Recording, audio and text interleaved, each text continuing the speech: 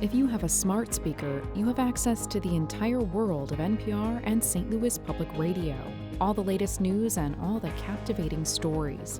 Activate our voices with yours by telling your smart speaker to play St. Louis Public Radio. From St. Louis Public Radio. This is Politically Speaking.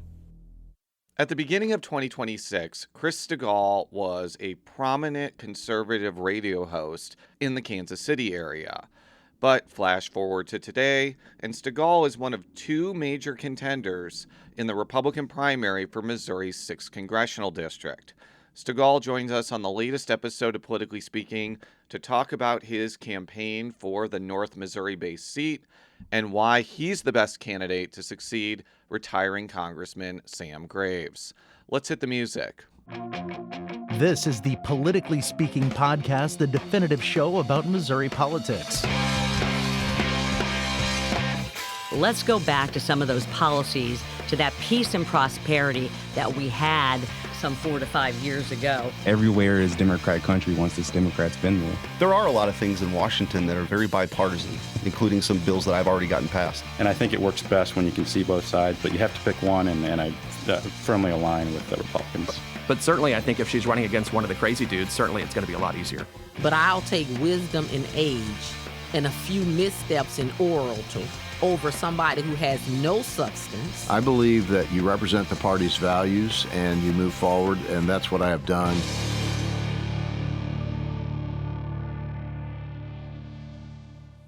And welcome to Politically Speaking. I'm your host, St. Louis Public Radio politics correspondent Jason Rosenbaum. Joining us today from beautiful North Missouri, he is one of two major Republican candidates running for the 6th Congressional District seat in August. Our guest today is Chris Stigall. Good morning, Jason.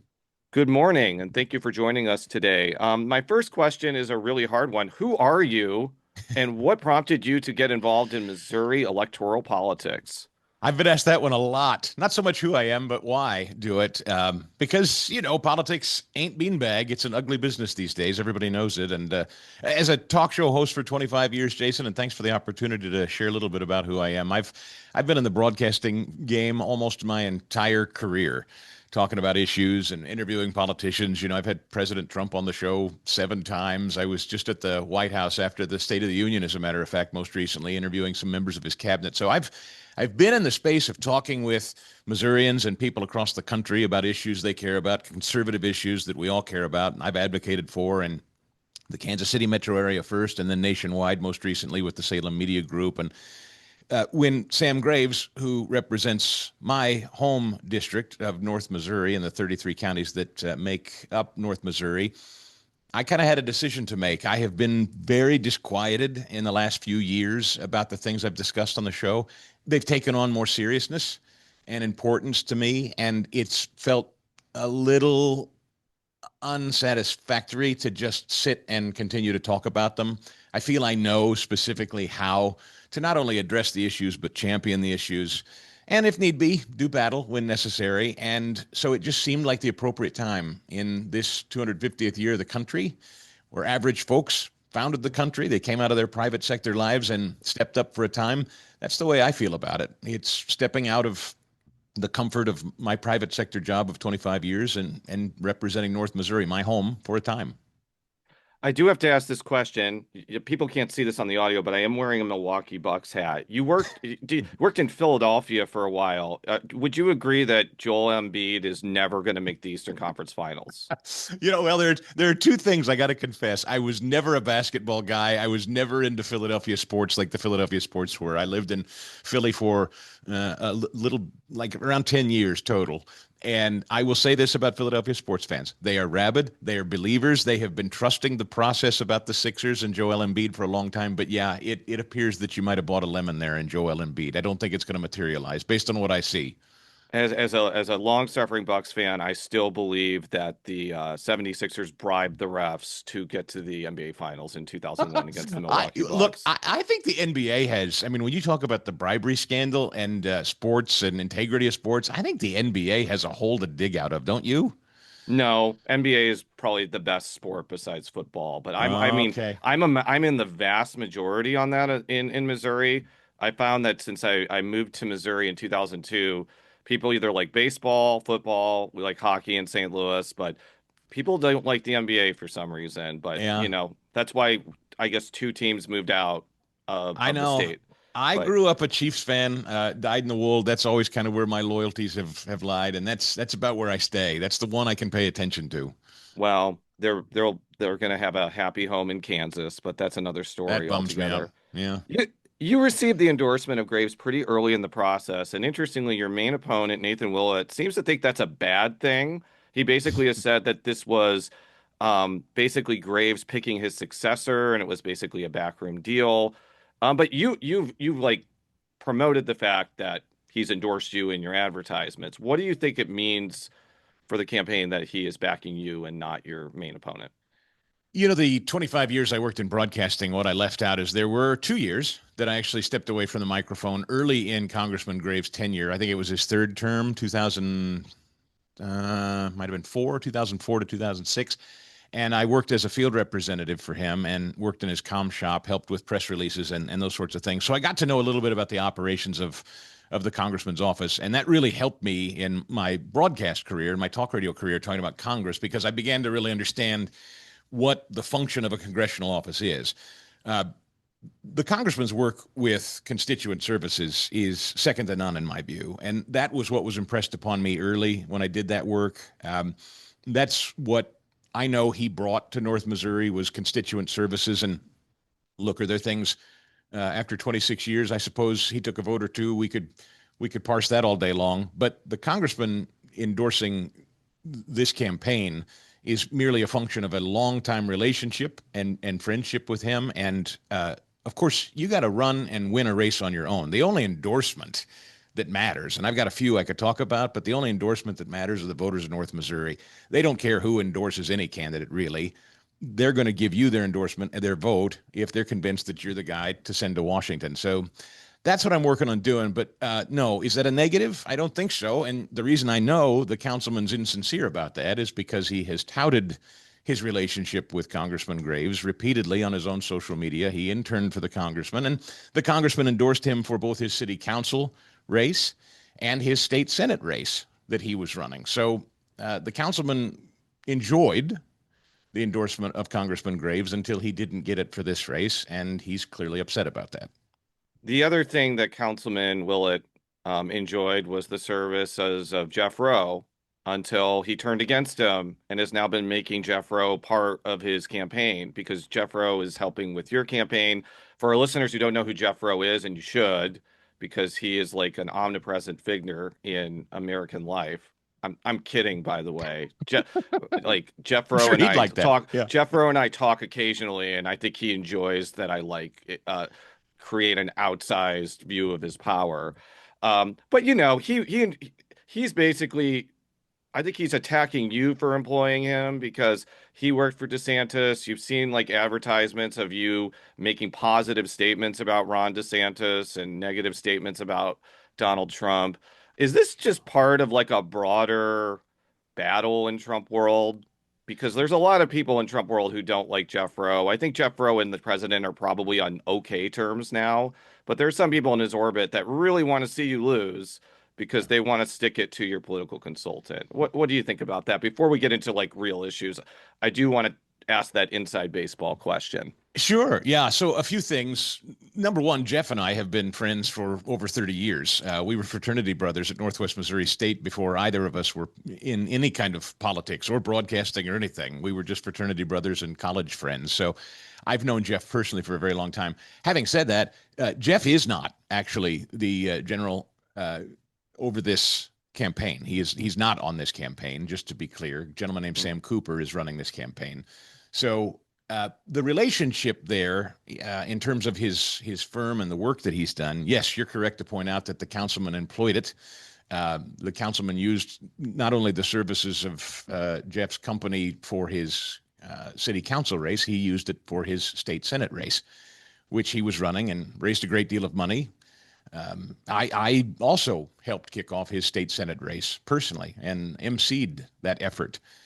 So it came as a shock to a whole lot of folks who worked very, very hard to see the councilman get to the state Senate, to see him suddenly abandon it and turn on everybody that helped him get to that state Senate seat, a state Senate seat that he was probably going to win handily, frankly.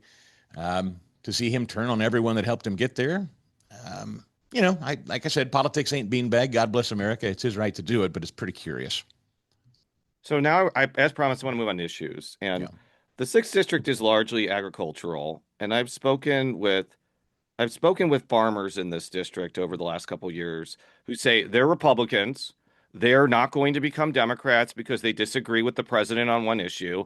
But they have said to me very plainly that the president's tariffs are hurting their livelihoods, and would be interested in people who are willing to fight back against them.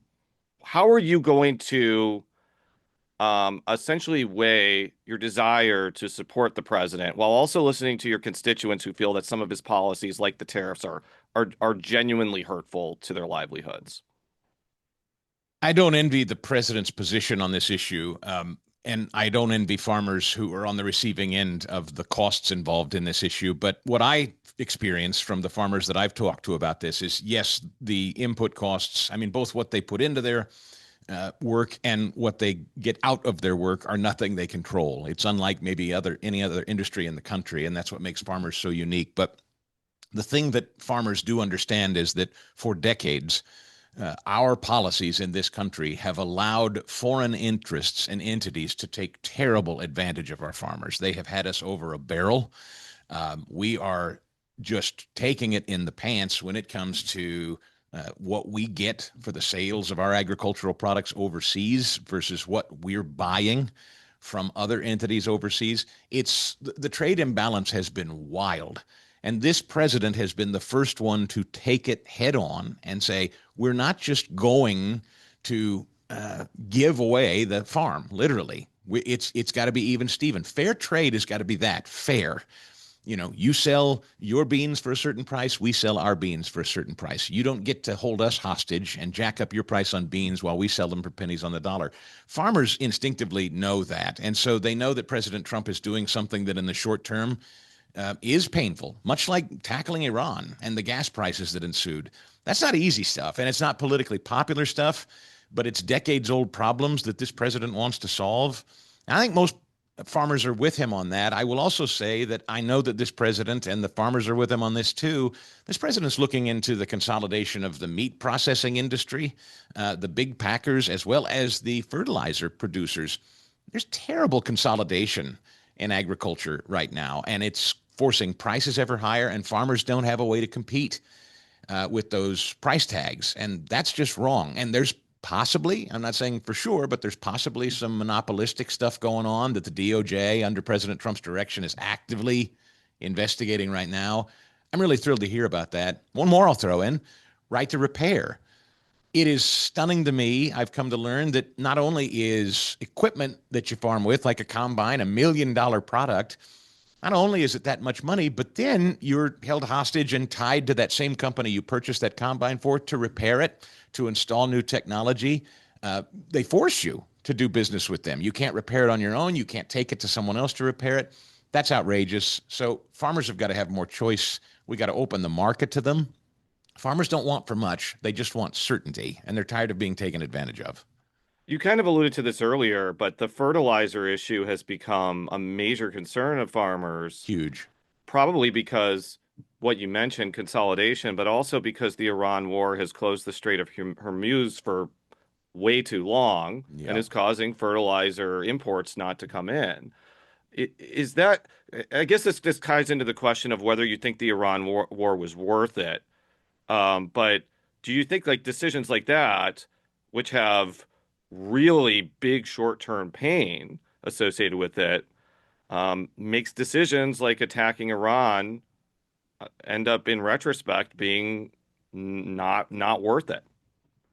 Secretary Rubio said it very well, I think. And of course, I'm not in the room, so I voted for President Trump 3 times. I trust that he is making sound decisions and he sees things that I don't see. But he and Secretary I'm going to interrupt Rubio, you because I interrupted Nate Willett during. I'm shocked that Donald Trump didn't let you into the Situation Room right before he attacked Iran. Just like I tried. I was surprised. Just like I'm surprised he didn't brief Kansas City council members on that. Yeah. That is just terrible on Donald Trump's part. They're not fond of bringing talk show hosts into the room. I guess I've asked, but they don't want to do that. But the truth be told, though, what is interesting is I was at the White House apparently the day before they decided to launch on Iran. That was right after the State of the Union, as you remember, and there was a lot of activity that day at the White House. I now know what that was about. While I was meeting with several members of his cabinet, he was having Situation Room meetings about moving on Iran. So that ended up being sort of fortuitous, I guess, a little bit. But the decision that was made, I am very confident that principals in the room told President Trump, if you do this, do you understand what will happen to the market? What will happen to gas prices? They'll go through the roof. They'll shut down the strait. I know that was presented to the president. I'm certain of it. And I think the president said we must go forward anyway. And the reason is, and Secretary Rubio, back to him, said it so well. He said, listen, they were getting close to a place where not only were they nuked up, but they had drone technology to defend themselves from anyone trying to stop them. And they were in a position, says this administration, says the president and Secretary Rubio, they were in a position where very soon they could control that strait in perpetuity and nobody could stop them. And these high prices on our fertilizer and our fuel would be permanent. And so I think the threat was real. I also think what's come out of this, and nobody really talks about it, Jason, is the fact that OPEC nations are starting to wither. And we're starting to talk about new ways beyond the strait to get oil to market. We're starting to talk about OPEC nations breaking off, UAE being one of them. Maybe more of these moderate Muslim nations joining the Abraham Accords. I think this strike on Iran was, yes, about safety and security, but more than that, sort of the bank shot off of it is going to be a region that I think is falling away from being intimidated by Iran. And I think is opening commerce in the Middle East and going to change the entire relational dynamic, which I think is going to impact fuel prices and a whole lot of things, again, for decades to come. I think that's how foundational what President Trump has done really is. Your answer was pretty clear on this, but if you had been in Congress, you would have voted no on war powers resolutions to stop Trump from attacking Iran. Is that fair to say? Yeah, what the president saw, he decided to move on. It wasn't a declaration of war. It was a short-term move, and I support that.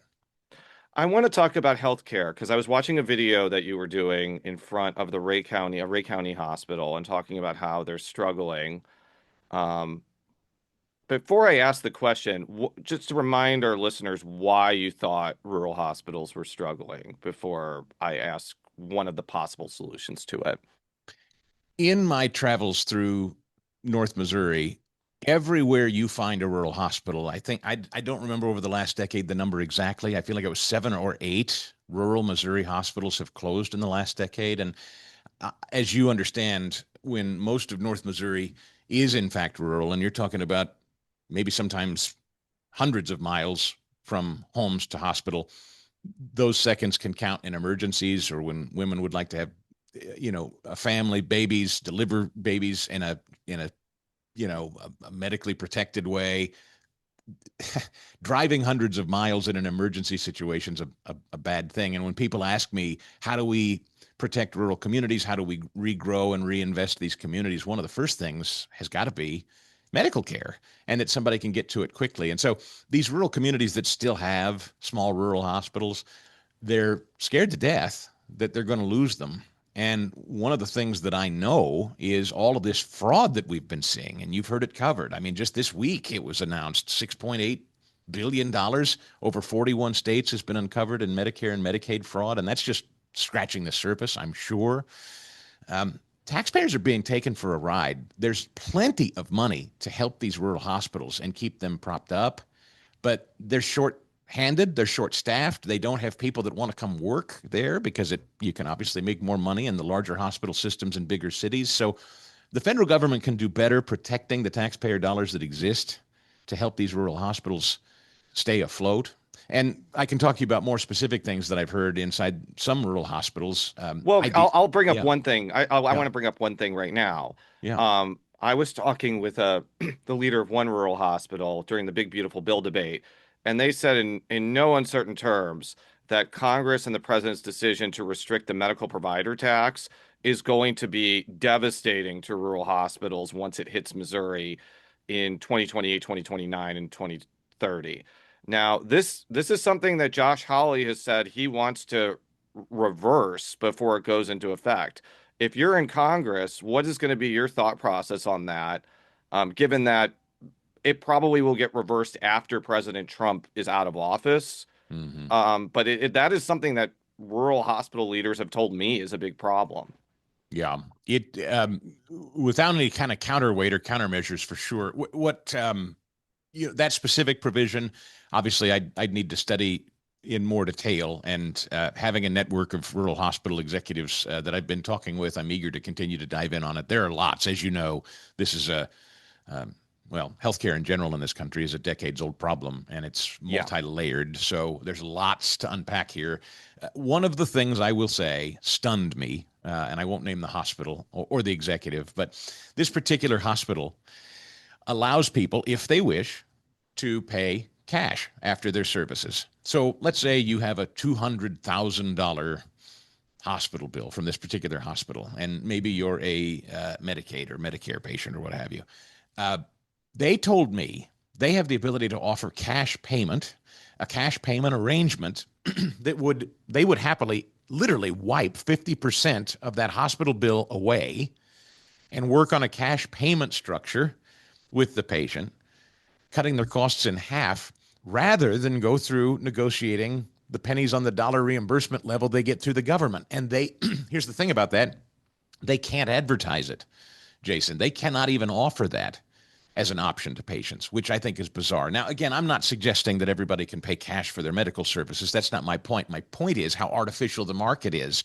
When a hospital says, we can wipe half your bill away and get into a payment plan that'll cost you half the balance rather than go through the government transfer payment system and still make money, the rural hospital tells me, there's something wrong with that, it seems to me. And I don't, if we can empower the consumer, the patient, to cost compare and shop and more aggressively price things for themselves and give them some purchase power, take out the middleman, certainly government, I'm all for that. That seems to be at least one somewhat of a solution. I want to talk about another issue that has divided both political parties. And as a political journalist, I love it when the parties are fighting with each other. I'm sure you do too. Yeah, it was good for talk radio. It was AI regulation. That has been something that I think has come before Congress a lot. There are some people that want to allow states to regulate artificial intelligence. There are some that don't, that want just it to be regulated federally. Some Republicans really like AI. I know Eric Burlison has been really critical of people who have been critical of AI, and some people think AI is the worst thing in the world. Yeah. Where do you fall on this continuum, given that this is absolutely something that is going to come before you if you get elected to Congress? I'm a realist in that I'll say whether I love it or hate it, and I have big concerns about it. I have cultural concerns about it. I have ethical concerns about it. I have workforce concerns about it. And so despite all those concerns, it's coming. It's here. And it's growing fast. And one of the things we know it needs to feed this beast is energy. So dovetailing, and this is not really on point. I'll get back to AI specifically in a minute, but it matters. No, data centers is AI. So I think you're about to make that point, but continue. Yeah, and so you know very well the fight that's going on right here in Missouri right now, and again across 33 counties in North Missouri. The real worry, as some are being built and some are proposed to being built, I hear from political figures who say privately, do you know the revenue that could come into our community with these data centers? Publicly, though, you will hear from people in those communities that don't believe these things are any good for their community at all. They believe them for various reasons, whatever it be, water use, energy use, potential noise, light pollution, what have you. There's not a lot of transparency in the discussion. What bothers me about it is citizens don't feel like they have a seat at the table to talk about it. And I would rather people of means these data center companies, these tech companies, AI companies. I would rather they come into these communities. They've got the money to do it. We're in the business of broadcast and marketing. Talk to people. Spend some money, sit down, host some sessions, tell people what you are and aren't. Tell them what the benefits are. Tell them what the risks are or aren't. Just talk. All people want is to be heard and listen to them. What they don't like are non-disclosure agreements with political figures behind closed doors, and then they're just told, well, this is coming, like it or not. Now, I also believe, I will say, I do believe there is a tremendous effort from China to propagandize this, to scare the wits out of Americans into pushing back so forcefully that we stay out of the game while they build those things at a record clip, just like they do coal-fired power plants. China wants to eat our lunch on it. And my understanding is at present we lead. President Trump wants to continue to lead on it. I think he believes going forward it's going to be here and the economic driver of the future. So we can either lead the charge or fall behind China. And I think China aggressively wants to convince the American public we should sit on the sidelines while they go forward. I would rather big tech engage citizens in their own, if you want, propaganda campaign and share with them why it's a good thing and why they shouldn't be fearful, why citizens shouldn't be fearful. Yeah. And just to be clear, you don't want Congress to say that states and local communities cannot regulate data centers at all. Correct. Because I want to make this clear. There was a provision in the Big Beautiful Bill that would have prohibited state regulation of AI that would have absolutely meant that they could not regulate data centers. So this is a pertinent issue to federal lawmakers. So I interrupted you. You can answer my question now. No, I get it. Local input on these things has to matter. You cannot slap a data center in someone's community and not allow them to have a voice on that. I'm pretty firm on that. The less government intervention on these sorts of things, the better. Look, I understand the argument. Again, the argument is if we make the technological advancements to keep up in the AI race difficult and more cumbersome, and they become slowed down with bureaucracy and different fights from state to state. I understand the ambition and the interest and the eagerness. Hey, we've got to hurry. This is an arms race, foot on the gas pedal. Let's not put up a bunch of roadblocks and impediments. I hear that argument. Having said that, it matters more to citizens across North Missouri that they understand and that they're heard and they understand what's coming into their community. Is it a net positive? Is it a net negative? Is it a wash? Is it not as bad as they thought? Is it every bit as bad as they thought? Let's talk about it. I mean, let people have their say. Let's just be out in the open about it. Transparency, as we know in media, sunshine is the best disinfectant. Just tell the truth. Be transparent. I want to talk about immigration. And one of the things that I think has been lost in this debate over immigration, which has been kind of surprising to me, is there hasn't been as much emphasis on going after companies that employ people who are not in this country legally. And one of the ways that I think you could incentivize companies to stop hiring people who are not in this country legally is by mandating what's known as E-Verify that checks the immigration status for everybody. In Missouri, it is only contractors or like state government agencies that have to use E-Verify. If you're a member of Congress, would you want to expand the use of E-Verify to basically private and public entities? Oh, absolutely. Fully supportive of that. I was just talking with a hog farmer yesterday. He hires some folks from South Africa to come here, and he has to go through the government to do it. It was a fascinating process, one that I didn't understand. He has to supply housing for a certain period of time.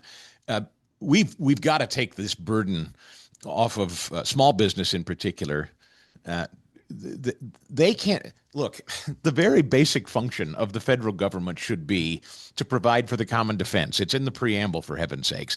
And providing for the common defense means securing our borders and understanding who's coming in. We don't need to. Heaven knows government's big enough and well-funded enough. We don't need to pass the buck onto the makers in this country, people who are trying to build businesses and hire people and grow and create an economy. We don't need to pass the burden of what should be the federal government's responsibility onto them. Okay, I got to just re-ask that question because you said, yes, you want E-Verify, but your answer seems to think that that would be burdensome to businesses. So is your answer no? You don't want to force companies to use E-Verify? Well, I'm saying that the E-Verify system, in my now, granted, I've not used it, so I don't understand how cumbersome it may be. But my understanding is the E-Verify system is a net positive and an easier tool for most employers than it is for them to verify on their own whether someone's in compliance or not. That's my understanding. Got it. Just wanted to clarify a couple of campaign questions before I let you go. Sure. So this is one of the interesting things about the new redistricting process. If we were under the old map, I would not pay any attention to the general election because the old district, the old 6th district is like 70-30 Republican.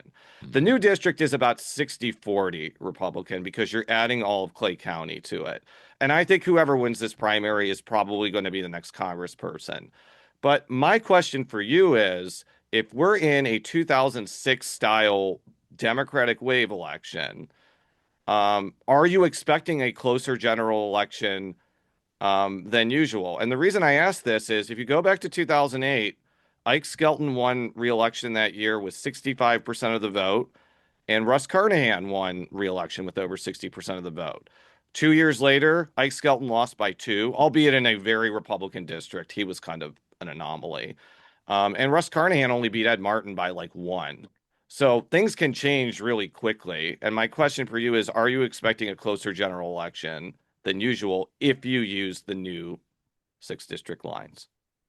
I suspect it'll be closer simply because there are new names involved. As you know, Sam Graves won his last election with 72% of the vote. It was an all-time high for him. Now, of course, none of us are Sam Graves, so starting afresh with a new name on the ballot naturally means there's some work to do and some ground to be gained. But it's interesting you point out 2008, that was the year of Barack Obama.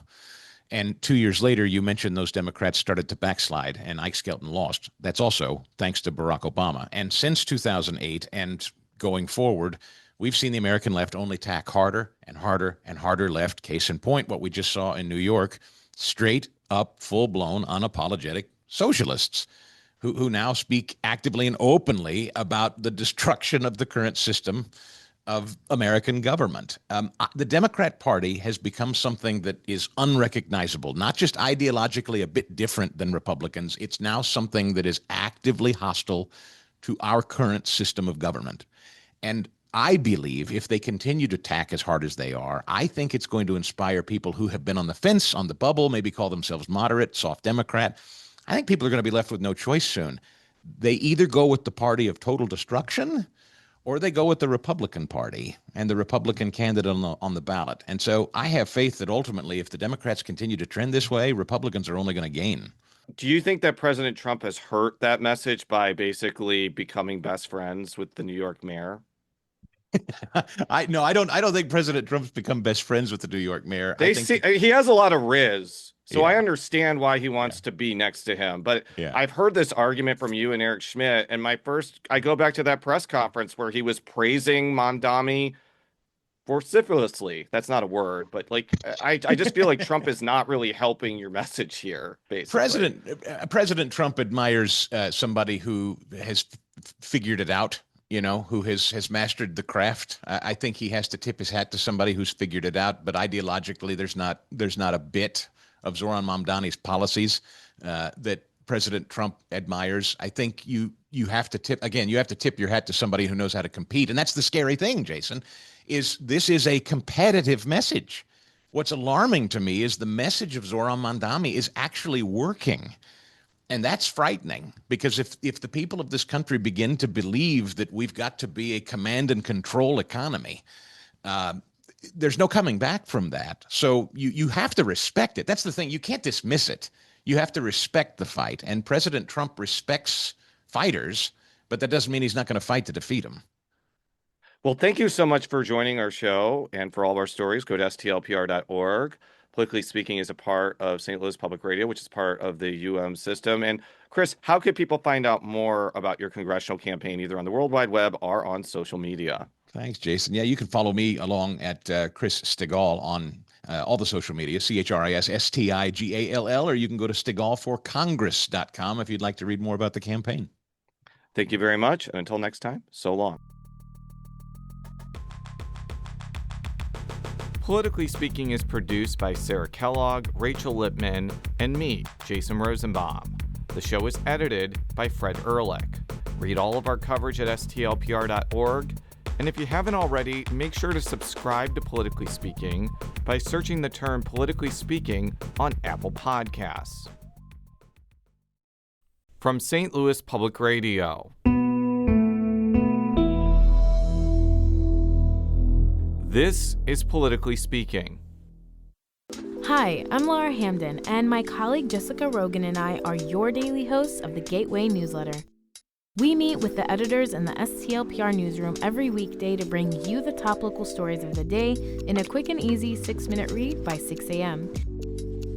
In an age of overwhelm, it's a refreshing, thoughtful take on the news day, if we do say so ourselves. Fine-tune your daily news habit with the Gateway newsletter. Subscribe at stlpr.org/gateway.